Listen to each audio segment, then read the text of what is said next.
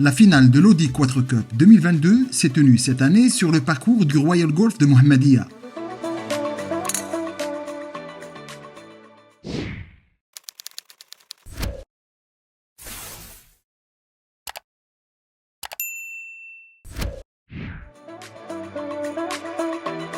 Cette 11e édition a un goût de retrouvailles particulier après 2 années blanches pour cause de pandémie. Jérôme Berthaud nous en dit tout. Donc aujourd'hui, c'est la 32e édition mondiale de l'Audi Quattro Cup. Il faut savoir que l'Audi Quattro Cup, c'est 48 pays, 600 compétitions sur l'année et 700 000 joueurs qui jouent en équipe de 2. Au Maroc, nous sommes à notre 11e participation, donc la 11e édition de l'Audi Quattro Cup Maroc, avec aujourd'hui la finale à Mohammedia. Et le gagnant partira à Rome pour la finale internationale. L'année dernière, notre équipe marocaine gagnante est partie en Autriche et ils sont arrivés 9e sur les 48 pays. Donc il faut savoir qu'il y a un vrai ancrage du golf au Maroc et que les Marocains sont vraiment très bons au golf dans le monde. Sur ce beau tapis vert, nous avons voulu savoir comment se comporte le marché des véhicules premium 100% électriques que Audi avait investi en décembre 2021.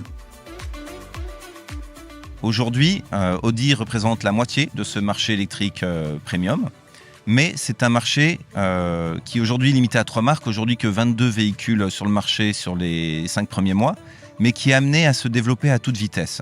Pourquoi ? Tout simplement parce que les modèles thermiques sont condamnés et les modèles électriques rechargeables sont condamnés également.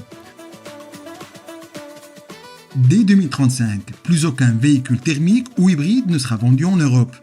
Une décision majeure et pour laquelle les constructeurs s'y préparent déjà avec des points de rupture bien avant cette échéance.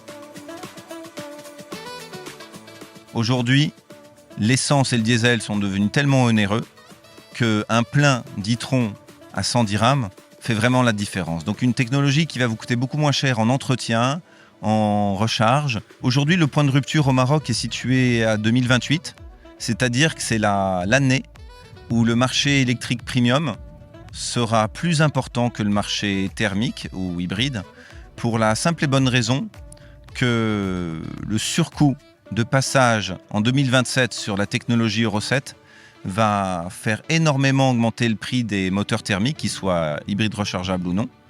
C'est situé entre 1 000 et 4 000 euros par véhicule. Et ce qui va rendre vraiment la technologie électrique beaucoup moins chère. Vous l'aurez compris, chez Audi, la stratégie d'électrification est en marche. Alors, qu'en est-il pour le Maroc ? Aujourd'hui, finalement, nos seuls freins pour l'électrique, c'est le réseau de recharge au Maroc.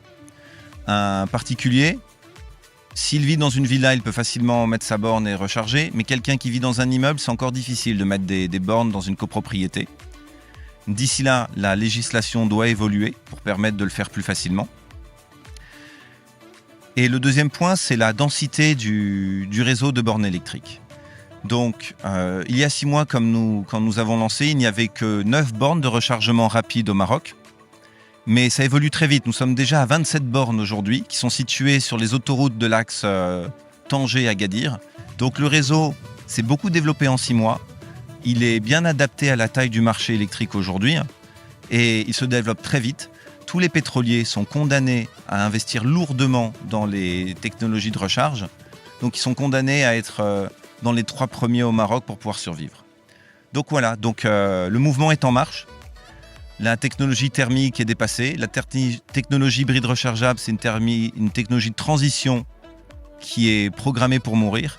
Et donc, le présent et l'avenir, c'est la technologie électrique. L'année prochaine, nous lançons les Q8 et Q8 Sportback en e-tron. En 2024, nous lancerons le Q4 et le Q4 Sportback e-tron, le Q6 et le Q6 Sportback e-tron et la S6 e-tron. Donc, en tout, nous proposerons une gamme de 8 modèles 100% électriques à la pointe de la technologie pour votre confort au quotidien.